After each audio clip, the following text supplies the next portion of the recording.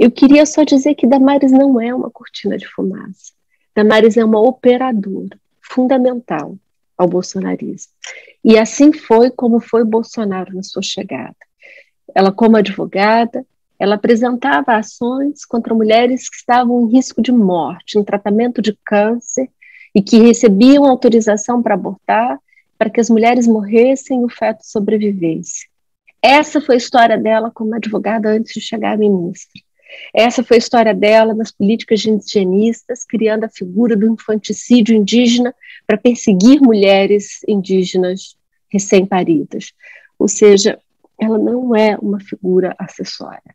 E dentro de construções de apropriação neoliberal e conservadoras do feminismo, ela pode ser, sim, a candidata a dizer nós estamos fazendo uma rotação com mulheres ao poder. Eu queria muito dizer algo, estou dizendo para o final, bem covarde, porque eu sei que vocês vão discordar de mim, aí não vai ter tempo de discutir, então é aquelas coisas bem covardes.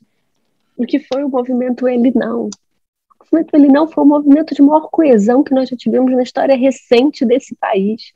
Ele atravessou diferentes pautas de mulheres, movimentos de mulheres, mulheres que sequer se localizavam como feministas, ocuparam as ruas de uma proporção rara à história brasileira recente. E como a história é contada pelos homens no poder, que foi o movimento Ele Não, que terminou elegendo Bolsonaro. Olha, gente, esse foi um grande momento de clarividência, de centenas de milhares de mulheres com uma pauta simples, clara, de dizer qualquer um, menos ele. E que levou milhares às ruas. Quando eu ouço homens contando a história, sem qualquer evidência, dizem foi o movimento Ele Não, catalisador final. Não.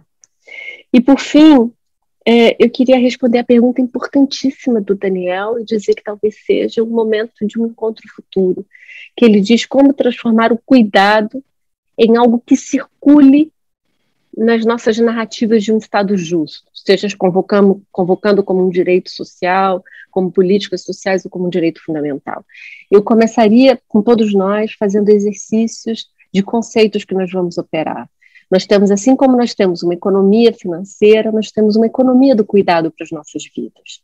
A pandemia nos mostrou que sem a economia e o trabalho do cuidado, não há vida humana que floresça, não há sobrevivência. O cuidado não é apenas aquilo que se oferece no escondido de uma casa, representado pela ternura de uma mãe ou de um pai com seu bebê. O cuidado é aquilo que nos transforma em humanos. Todos nós nos nascemos corpos precários, mas são as políticas da vida que nos deixam corpos precarizados e com prazo de validade mais curto uns que os outros. É isso que faz o racismo, é isso que faz a transfobia, é isso que faz o feminicídio. Então nós temos um conceito que se chama economia do cuidado.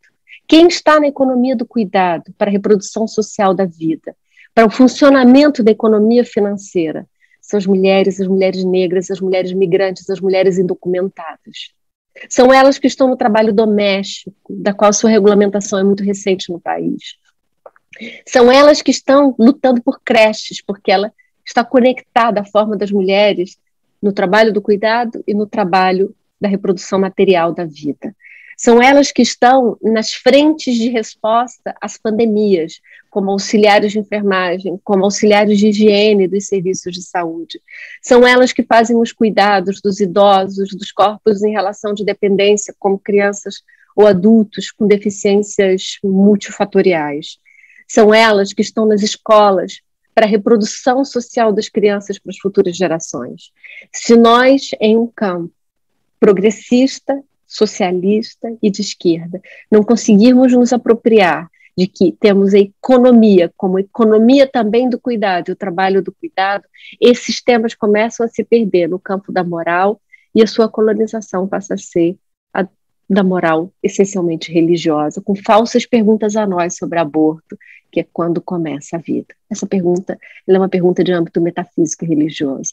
Para nós importa por que prender uma mulher se em algum momento da vida ela teve uma necessidade de saúde insatisfeita.